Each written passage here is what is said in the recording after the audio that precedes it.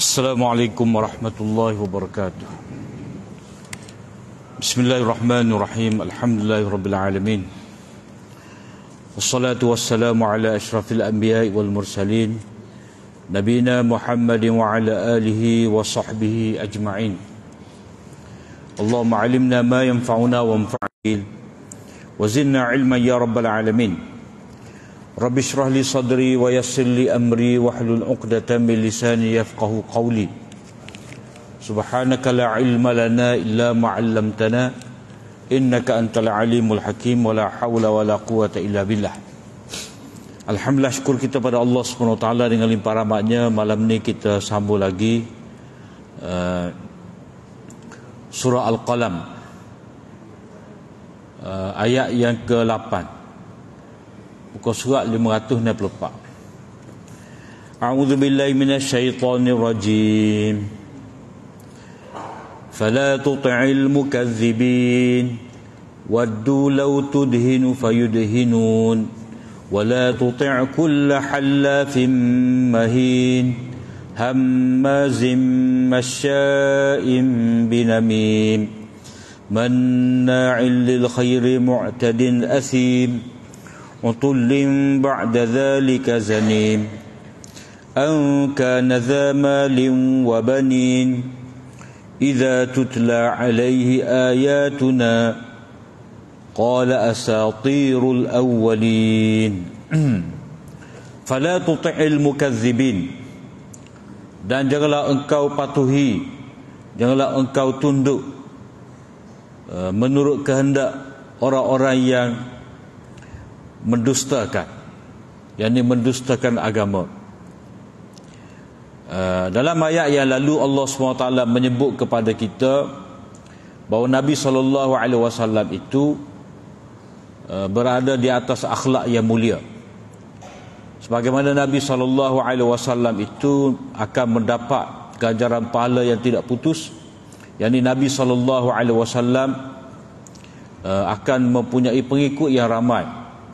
Nabi mesti meneruskan dakwah kepada manusia meskipun ada golongan yang menentang.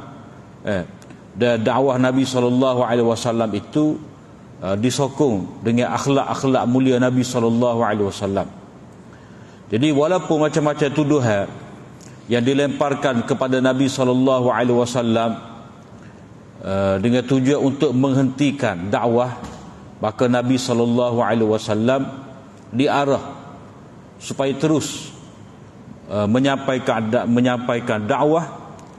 Inna rabbaka huwa alam biman dhalla an sabilih. Tuhan kamu itu lebih mengetahui siapakah yang tersesat daripada jalannya.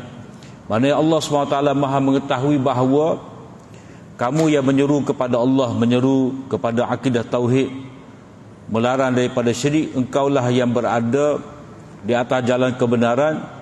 Dan orang yang menolak tauhid, menolak akidah yang benar, itulah golongan yang sesat. Maka Allah SWT kata wa huwa a'lam bil muhtadin, dan dia lebih mengetahui siapakah yang mendapat hidayah, yang terpimpin. Maknanya Nabi SAW yang mengajak manusia kepada Allah SWT, baginda itulah orang-orang yang dipimpin oleh Allah SWT. Kerana Nabi itu Allah SWT sifatkan golongan yang menentang Nabi itu golongan yang tidak percaya kepada hari akhirat. Dan bila tidak percaya kepada hari akhirat ni, maka manusia tu berani melakukan banyak kesalahan, kejahatan, kerosakan, kezaliman. Jadi mereka tu nak supaya Nabi berhenti berdakwah, dan mereka buat macam-macam. Mereka cuba guna kekerasan, tetapi Nabi tetap meneruskan dakwah. Waddu law tudhinu fayudhinun. Dan mereka tu suka kalau Nabi ni dapat berlembut, dapat bertoleransi dengan mereka, maka mereka tu bersedia untuk bertoleransi dengan Nabi. Antara cadangan mereka, mula-mula mereka nak supaya Nabi ni berhenti daripada berdakwah, ikutlah. Kamu nak harta, kita boleh himpunkan harta. Kamu nak wanita, kami boleh berikan wanita. Tapi Nabi tolak belakang. Begitu juga mereka buat rundingan dengan Nabi SAW untuk tahun ni kita semua berhala, tahun depan kita semua Allah Ta'ala saja, gili. Itu mereka cuba bermudahan lah, mereka cuba berlembut, maknanya mereka cuba tawar-menawar dengan Nabi, berhenti daripada mendakwahkan tauhid, berhenti daripada mencela berhala-berhala. Itu hak mereka nak. Jadi dalam bab ni tak boleh toleransi, tak boleh berunding, tak boleh nak tawar-menawar. Sebab apa? Sebab perkara tauhid, perkara syirik ni ialah benda kita kata harga mati, tak boleh gidah. Kalau kata tauhid, tauhid setakat ni. Bila melampaui daripada tauhid berarti syirik. Jadi tak ada tawar-menawar dari perkara tauhid, tidak ada tawar-menawar dalam perkara syirik, kerana tauhid dan syirik ni simpulan mati, harga mati, tak boleh dah. Tak ada rundungnya. Innallaha la yaghfiru an yushraka bih wa yaghfiru ma duna dzalika liman yasha. Sesungguhnya Allah SWT itu tidak mengampunkan dosa syirik, dan dia boleh mengampunkan selain daripada itu.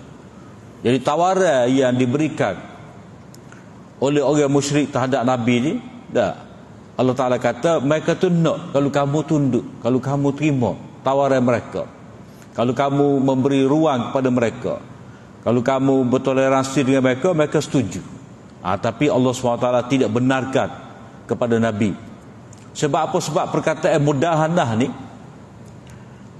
ni bermaksud menggadaikan agama untuk dunia. Mana gadai prinsip. Kita orang beriman tegak di atas tauhid, berada di atas prinsip akhlak, di atas kejujuran, tegak di atas kebenaran. Jadi bila kita pegang tauhid, kita pegang kebenaran, maka kita tidak boleh bertolak ansur dalam perkara yang penting ni. Jadi sikap mudahanah tak boleh. Ini ibarat kita kata koyok agama kita untuk tampal dunia. Sedangkan kita ni kena koyokkan dunia kita ni untuk menampung kekurangan akhirat kita. Itu sepatutnya.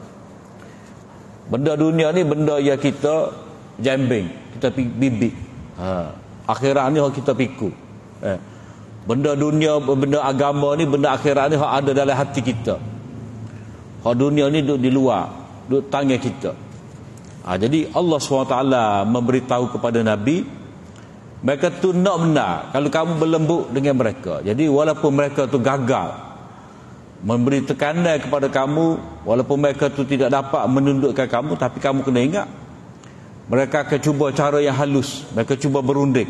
Jadi sebab itulah dia tidak boleh tunduk kepada kemahuan, hatta dalam bentuk toleransi. Maknanya orang kata menang-menang, menang-menang lagu ni tak boleh, win-win lagu ni tak boleh.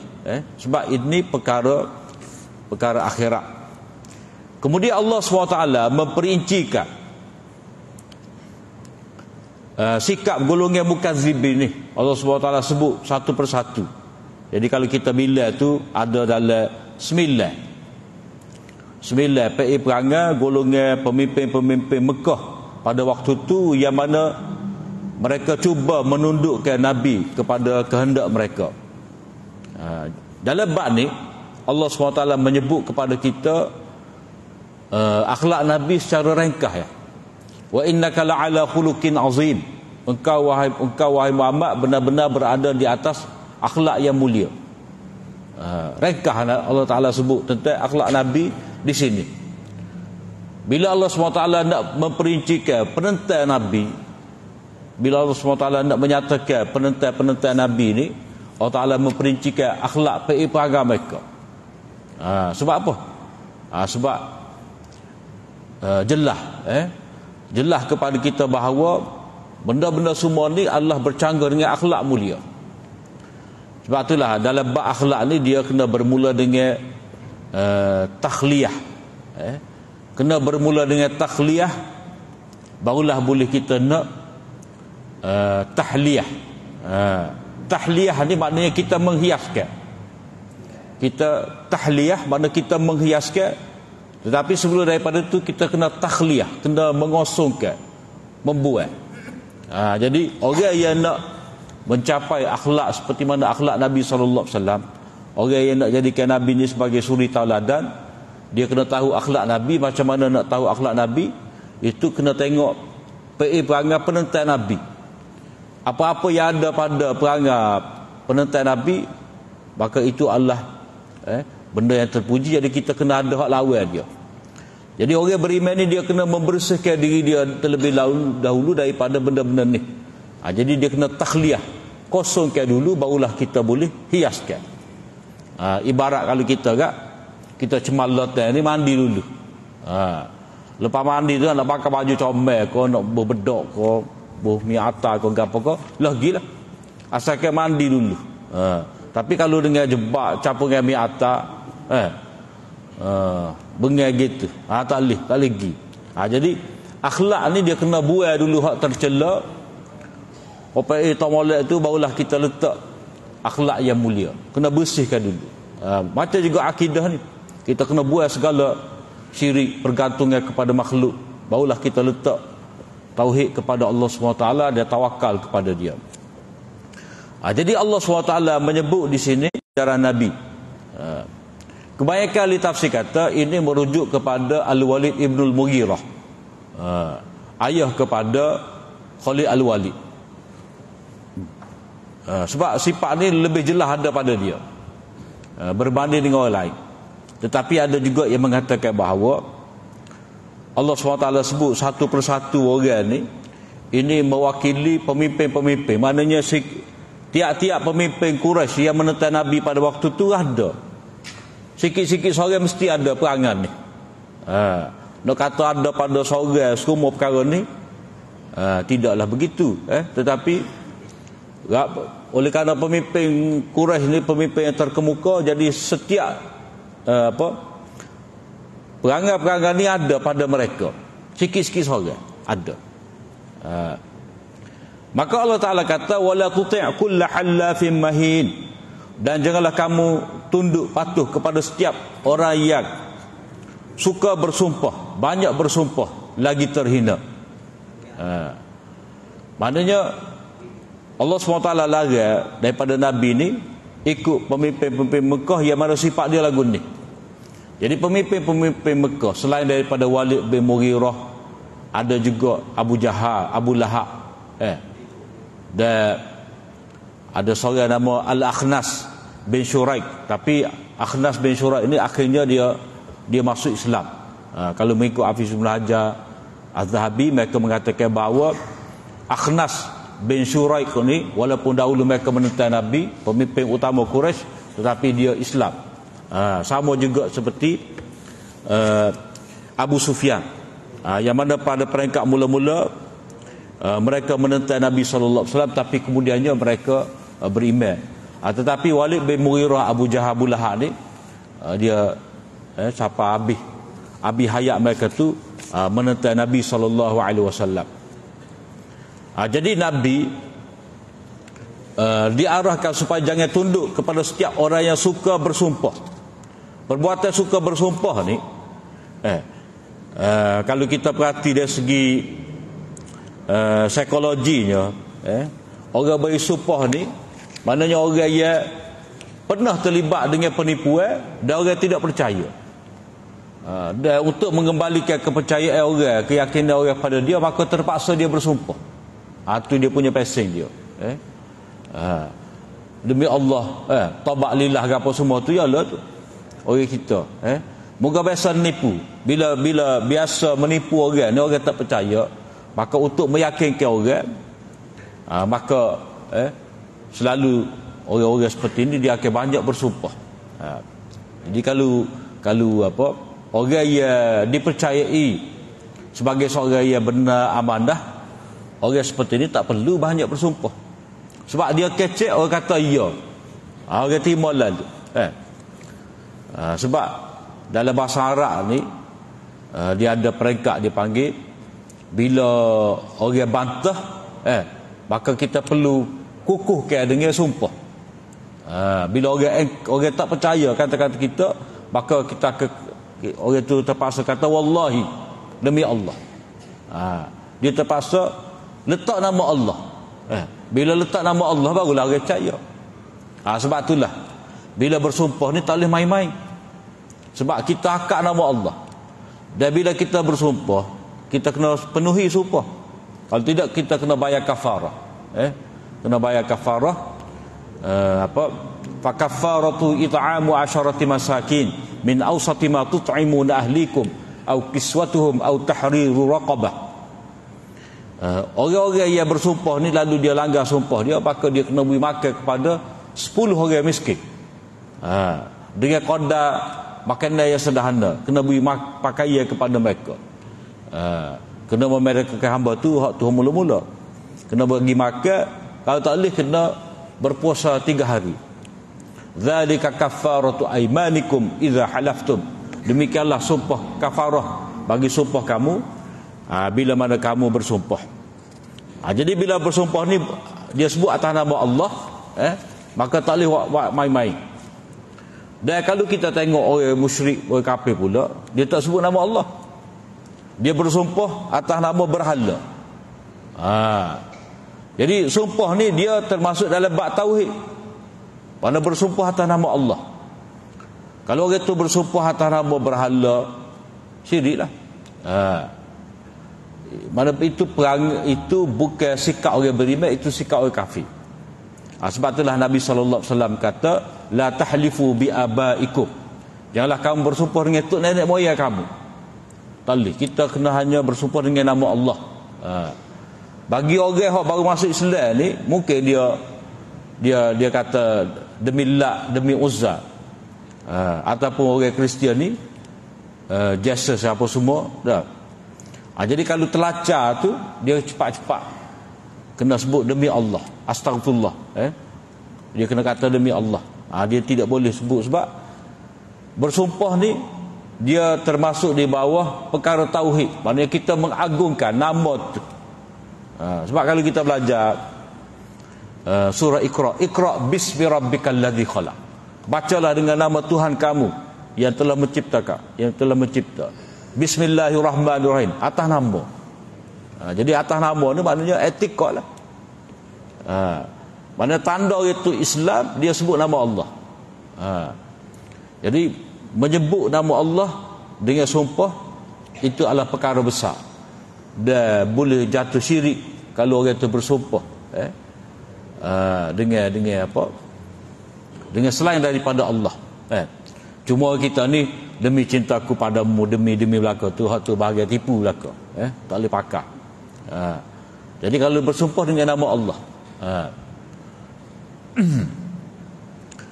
cuma kalau orang kata ni Allah Ta'ala bersumpah wan najmi idza hawa wa syamsi wa duhaha, Allah Ta'ala bersumpah dengan makhluk dia. Jadi Allah Khalik tak apa, dia menyebut nama makhluk dia. Kita tak boleh menyebut makhluk tu untuk mengagungkan dia, tak boleh. Kita hanya sebut Allah. Itu dalam bab tauhid juga. Tauhid dalam bab bersumpah. Allah Ta'ala tak apa dia menyebut nama makhluk ni, sebab tujuan Allah Ta'ala bersumpah, maksudnya Allah Ta'ala jadikan makhluk-makhluk dia ni saksi. Wadduha, wadduha, demi waktu duha. Nak cerita pagi dalam keadaan mencari-cari hidayah, Allah Ta'ala berikan kepada Nabi perlindungan, kekayaan. Allah Ta'ala bagi hidayah pada Nabi. Jadi walal akhiratu khairul laka minal ula.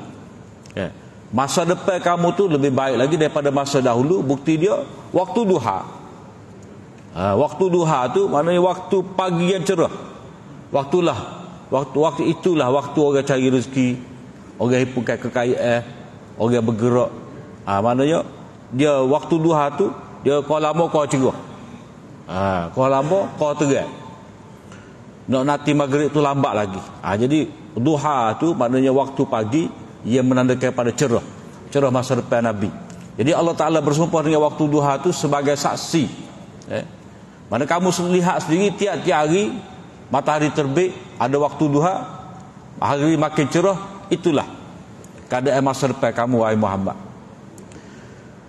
Wala tuti' kulla hallafin mahin. Allah Ta'ala kata jangan kamu mengikut setiap orang yang suka bersumpah menyebut nama selain daripada Allah Ta'ala, orang yang selalu menipu sehingga dia terpaksa bersumpah, mahin, dan orang yang tidak berakhlak, orang yang hina, orang yang buruk perlakuan, orang yang sentiasa dalam keadaan tercela, orang yang sentiasa dalam keadaan terhina. Kamu jangan tunduk kepada mereka ni. Yang ketiga, hammazin masya'im binamim. Hammazin maknanya orang yang selalu mengejek-ngejek. Wailul likulli humazatil lumazah. Orang yang mengejek orang lain dengan isyarat. Ada isyarat lah. Isyarat macam kalau pemimpin-pemimpin Quraisy ni sama-sama kaya mereka, bila dia tengok orang miskin tu lagu mana, dia ada tu cara pandai mereka tu, kenyik dia tu dah, ataupun isyarat tertentu tu untuk mencela. Celah tu maknanya orang jadi sakit hati, sama ada dia jebeh ke, dia cetung ke, dah masa dah mari orang miskin masa jalan tu, walaupun dia tidak sebut dengan kata-kata, tetapi gambaran wajah dia tu sudah menggambarkan keadaan hati dia. Orang sakit hati, orang jadi sakit hati sebab walaupun tanpa kata-kata, tetapi isyarat tubuh dia tu menggambarkan kebencian. Dia berkerut, dia masak. Itu menyebabkan orang terasa. Pandai sebelah mata, itu pun jala juga. Maknanya kejahatan demon ini, mereka mengejek-ngejek, mereka tidak suka, mereka memandang hina kepada Nabi dan pengikut Nabi. Sebab pengikut Nabi pada waktu tu orang miskin, orang hamba, bukan orang kaya. Jadi mereka mencemuh dengan isyarat. Masya'im binamim, orang yang berjalan dengan menjadi batu api. Mana dia pergi sini, dia hasut orang, pelaga. Dalam istilah Indonesia mengadu domba. Nak suruh pelaga, nak suruh orang balas, mengacung. Dia mari sini, pergi rumah ni, caya ni, dah. Lepas tu pergi rumah tu pula. Dia kata, aku pergi rumah tu tak boleh. Oh, dia marah demo. Dia kata kau demo macam-macam. Dah, jadi kawan ni naik angin. Dia boleh temu dua tu. Katakan demo kata gini kawan. Kawan kata bila? Kawan tu ayat. Jadi masya'im binamim ni maknanya pengancung. Dia suka pelaga kan. Dalam istilah jadi batu api. Jadi batu api. Orang tengah marah tu dia kohor hasut. Aku ya dah. Macam-macam. Dia boleh hasut orang supaya berbala. Jadi sikap ni dia tak sama dengan sikap yang Allah Ta'ala nak. Innamal mu'minuna ikhwah fa aslihu baina akhawaikum. Sebenarnya orang Islam tu bersaudara. Walaupun dia balah, walaupun dia pergi bergaduh, tidak bertegur siapa, tapi dia sebenarnya adalah bersaudara. Maka kamu ni yang tidak balah ni janganlah buat mereka tu terus berbalah, tetapi usaha untuk memulihkan hubungan mereka. Jadi Islam ni ke arah silaturahim, ke arah berbaik-baik. Nabi kata la yahjur akhahu, la yahilu lakum ay yahjur akhahu fawqa salasati ayyam. Tidak halal bagi seseorang kamu tu dia memulaukan saudara dia tu lebih daripada 3 hari. Mana nak balas ni Nabi peluang setakat 3 hari. Maknanya Nabi ambil kira lagi perasaan kita. Nak marah kita tu 3 hari kita boleh mikir. Tapi kalau lebih daripada 3 hari tak boleh lah. Nabi kata hak terbaik di antara kamu orang yang mula memberi salam, orang yang mula minta maaf. Jadi sikap ni berbeza dengan perangai orang-orang kafir Quraisy ni. Dia mengadu domba, balah, nak suruh pecah. Sebab kalau dua ni balah berebut, dia boleh sesuatu dengan selesa, dia dapat menguasai dengan tenang. Itu pekerjaan mereka. Maknanya selalu menimbulkan perbalahan, tikar ke belakang, itu jala belakang. Manna'in lil khair, dan dia ni menghalang orang daripada buat kebaikan. Mana sifat bakhil. Sikap bakhil, tidak menganjurkan wala yahuddu ala ta'amil miskin. Dah. Macam kita nak tolong orang miskin ni, dia pun kata Dia tu malah tu. Tolong buat gapo malah. Jadi kita nak memberi pertolongan kepada dia tak jadi. Sebab apa? Sebab kita dengar buah orang. Buah orang ni dia tidak suka kita buat baik kepada dia. Dia tidak suka kita buat baik. Jadi sikap dia ni manna'in lil khair. Mereka tidak suka kepada perkara kebaikan.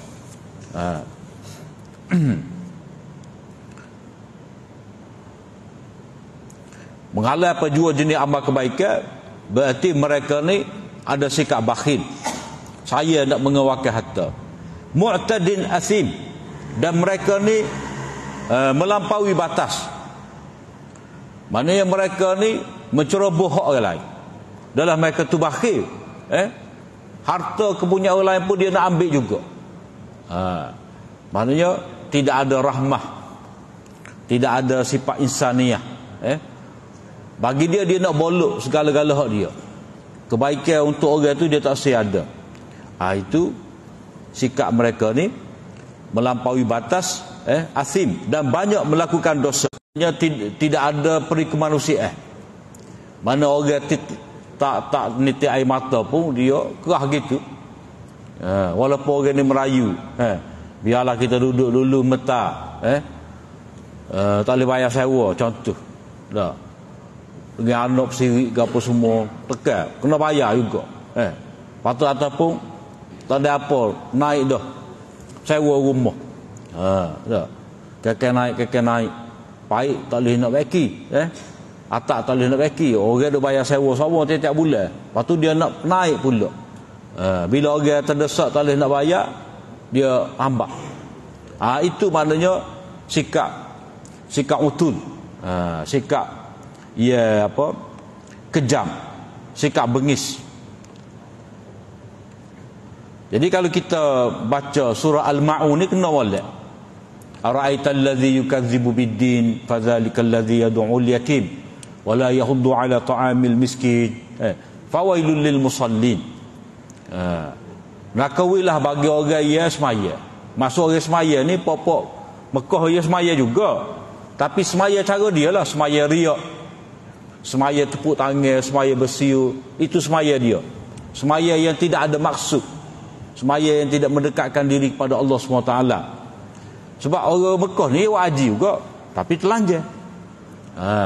Dia semaya juga.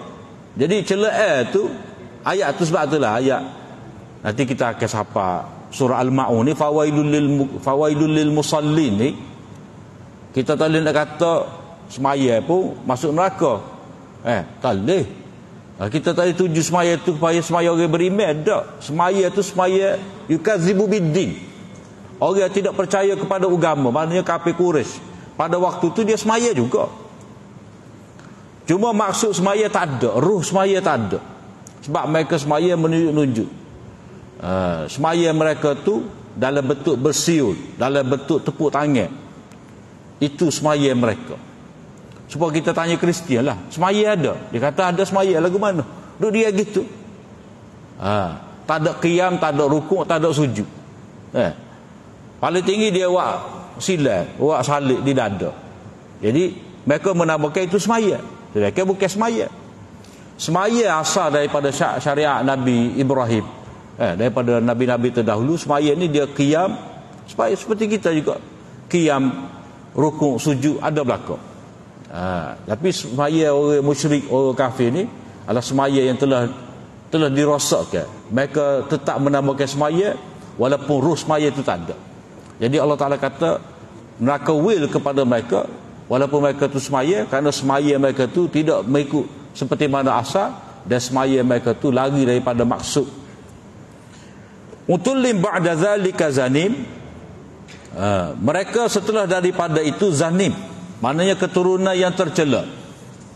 Masuk zanim ni ada setengah ahli tafsir kata mereka ni tidak diketahui asal keturunan. Ada kata anak zina, itu mana zanim. Tapi ada juga ahli tafsir kata masuk zanim ni dia tidak keturunan orang tertentu, tetapi dia mendakwa keturunan orang tu. Maknanya dalam masyarakat orang Mekah dulu, Macam setengah daripada orang Mekah ni, macam Walid bin Mughirah, dia bukan keturunan Quraisy, tetapi dia mendakwa dia daripada Quraisy. Jadi orang dulu ni kadang-kadang dia menisbahkan diri dia kepada kabilah tertentu dengan cara perjanjian. Dia panggil sekutu, halif. Sekutu. Mana kami minta perlindungan daripada kamu, dan kami letak di belakang ni biar ada nama kabilah kamu lah, supaya bila gapo-gapo ada nama tu orang boleh tolong. Sebab kita katalah, pelik kata kita orang Kelantan, bila pergi Kuala Lumpur terbolang sikit, orang kata ni orang Kelantan tu Kuala Lumpur ni darat, tak tahu jalan, orang tak lalu, kau ni lalu. Jadi polis tengok, orang Kelantan ni ya tak apa, maknanya boleh kenal lagu tu. Jadi sebab Walid ni dia tidak daripada Quraisy, tetapi bila dia bersaing dengan Quraisy, ada nisbah juga pada Quraisy secara walak, secara persekutuan, maka dia dapat kemuliaan lagu tu. Jadi dia menumpai nama kabilah untuk mendapat kemuliaan, padahal kabilah tu tak save pun kau dia. Ya sebab hak skema, hak kajian beritahu ni lah. Dia kata dia keturunan Nabi, semak jangok orang tu kata rindu pada Rasulullah tengok dia. Padahal skema. Pihak berkuasa kita kata ni terkenal dah skema ni, kaki lipat. Mari sini ngaku keturunan Nabi, tengok ketua semak juga. Tapi boleh berlaku orang ni dia dakwa keturunan Nabi padahal tidak. Itu bahaya. Sebab itulah dalam hadis Nabi sallallahu alaihi wasallam, Nabi laknat orang yang mendakwa dia keturunan orang lain sedangkan tidak. Berjugak Nabi laknat orang yang tidak mengaku ayah dia. Dia tak si ayah dia, tak mengaku. Jadi sepot tanggal lah kita kata. Tak mengaku ayah dia, tak mengaku mak dia. Satu lagi dia mengaku dia keturunan orang lain. Tak boleh. Sebab itulah kita ni tak payah kita nak menyuruh dengan keturunan lah, sebab dia dikira ni illa man atallaha biqalbin salim. Orang selamat ni orang yang balik kepada Allah Ta'ala dengan hati yang sejahtera, hati yang bersih daripada kufur, daripada syirik, daripada sombong, daripada takabur, daripada riak. Kita balik dengan amal ikhlas, balik dengan tauhid. Keturunan kita tak penting. Bila birabah dah orang yang asal hamba itat, tapi Allah SWT angkat dia dengan sebab Islam. Jadi dia asal keturunan kita tu dia penting pada sudut tertentu. Untuk keduniaan ni, kita nak buat surat beranak kau, kita nak gapo kau, kalau kita Kelantan mudah sikit beli tanah di Kelantan dah. Nak minta bantuan majlis pun ada sebab kita keturunan Kelantan. Setara tu je. Tapi hak akhirat ya terjamin di sisi Allah SWT bukan keturunan. Itu adalah agama kita. Macam hak Nabi katalah, tunkahul mar'ah li arba'. Wanita tu dikahwini kerana 4 perkara. Li jamaliha wali hasabiha wali maliha wali diniha fasfar bi zatid din. Perempuan tu biasanya dinikahi kerana comel dia, harta dia, keturunan dia, pangkat dia, kerana agama dia, maka pilihlah agama. Patuh betul. Jadi peringatan Allah SWT kepada Nabi di sini, jangan tunduk kepada orang yang tak tahu asal keturunan ni. Tiba-tiba dia berbangga sebagai pemimpin Quraisy, sedangkan dia tidak daripada pemimpin Quraisy. Angkana zamalin wa banin, apa semua tu, mereka berani bertindak demikian sehingga mendustakan agama. Apakah semata-mata mereka tu kaya dengan mana? Mana tak patut. Mereka tu mendustakan agama hanya semata-mata ramai anak banyak harta. Bukan. Sepatutnya dengan ramai anak itulah, dengan sebab banyak harta itulah manusia tu bersyukur.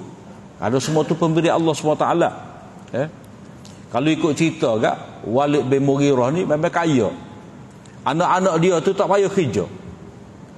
Ibarat harta dia tu 7 keturunan tak habis. Maknanya mempusakai itu. Setengah kita lah. Tok nenek dia kaya. Ada rumah sewa banyak. Dia ni generasi ketiga makan duit sewa rumah. Dia tak payah buat kerja. Piti tu ada semacam. Putih kapun tu rumah dia belaka.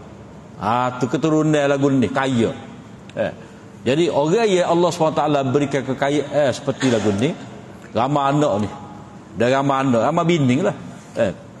Jadi dia tidak boleh berbangga, bersombong, kerana semua ni adalah kurniaan daripada Allah SWT. Allah SWT uji dia. Jadi ini mengingatkan kita kepada ayat yang kedua, ayat yang kedua daripada surah Al-Mulk tu, liyabluwakum ayyukum ahsanu amala. Allah Ta'ala jadikan mati dan hidup tu untuk uji kamu siapakah di antara kamu yang paling elok amal. Jadi Allah Ta'ala uji dengan harta, Allah Ta'ala uji dengan anda, Allah Ta'ala uji dengan macam-macam benda. Nak tengok kita ni jadi orang terbaik atau tidak amalnya. Jadi Allah SWT sebut di sini Nabi sebagai orang yang terbaik, ahsanukum amala, berada di atas akhlak yang comel. Maka tak layak Nabi ni, tak layak pengikut Nabi ni ada sifat-sifat lagu ni. Ini adalah orang yang gagal dalam ujian.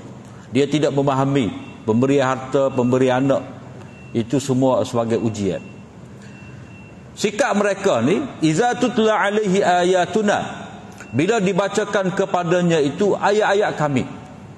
Maknanya mereka yang mendustakan hari akhirat, mendustakan ayat-ayat Allah Ta'ala ni, bila dibacakan ayat-ayat Allah Ta'ala kepada mereka, mereka kata qala asatirul awwalin, ini semua adalah dongengan yang terdahulu, cerita hikayat, hikayat dahulu, cerita betul kau tidak tak tahu, tapi dongengnya orang dahulu. Dia kata kepada Quran. Sedangkan Quran itu bila cerita tentang manusia, Allah Ta'ala cerita tentang umat yang menentang Nabi, umat kaum Nabi Nuh, kaum Nabi Saleh, kaum Nabi Hud, umat kaum Nabi Shu'aib yang menentang Nabi, mereka semua tu dibinasakan. Tiba-tiba dia ni kata ni dongengnya, padahal mereka semua tahu bila negara di Yaman ni tepat kaum Ad dibinasakan. Bila negara di sebelah Syam ni perkampungan Madian, ni perkampungan Samud. Orang Mesir mereka pun tahu cerita Firaun Mesir tu yang tenggelam karam melalui orang Bani Israel. Jadi cerita tentang kemusnahan golongan yang menentang Nabi ni bukanlah sesuatu yang asing, tetapi mereka dengan sombong takabur mengatakan itu adalah dongengan. Akibat daripada pendustaan mereka, mereka tolak Al-Quran, maka Allah Ta'ala memberi amaran sanasimuhu alal khurtum, nanti kami akan memberi tanda di hidung mereka. Ini satu ayat ia penuh amaran kepada mereka. Allah Ta'ala akan letak tanda di khurtum. Asal mana khurtum ni belalai ataupun hidung panjang, ada tanda maut kat situ. Jadi ada di tafsir mengatakan bahawa mereka ini akan diperangi oleh Nabi dalam peperangan Badar dan mereka terbunuh. Maka sebab itulah mereka ni dibinasakan oleh Allah SWT dalam peperangan Badar dengan tangan Nabi sendiri, dengan tangan sahabat sendiri, mereka terbunuh di dalam Badar, dan mereka tu dihumbai dalam telaga buruk akibat daripada penentang. Jadi Allah Ta'ala memberi amaran di sini sanasimuhu alal khurtum, kami akan letak tanda, maknanya mereka tu akan dibunuh. Inna balawnahum, kami akan uji mereka. Ini satu lagi sambungan daripada ni, maknanya kami akan uji mereka. Maknanya mereka ia kaya, pemimpin-pemimpin Quraisy ni, ia banyak harta, ia banyak kekayaan ini akan diuji seperti mana kami telah uji pemilik-pemilik kebun. Jadi tak usah beragah lah. Ini amaran daripada Allah SWT. Sebelum mereka tu dibunuh oleh Nabi SAW, cuma Allah Ta'ala tak sebutlah peperangan Badar di sini. Isyarat bila berlaku baru nampak. Jadi Allah SWT memberi amaran kepada mereka, mereka akan diuji seperti mana pemilik kebun itu diuji, yang mana tanaman mereka tu musnah. Jadi tak usah beragah lah dengan kekayaan kamu tu. Itu amaran Allah SWT kepada mereka.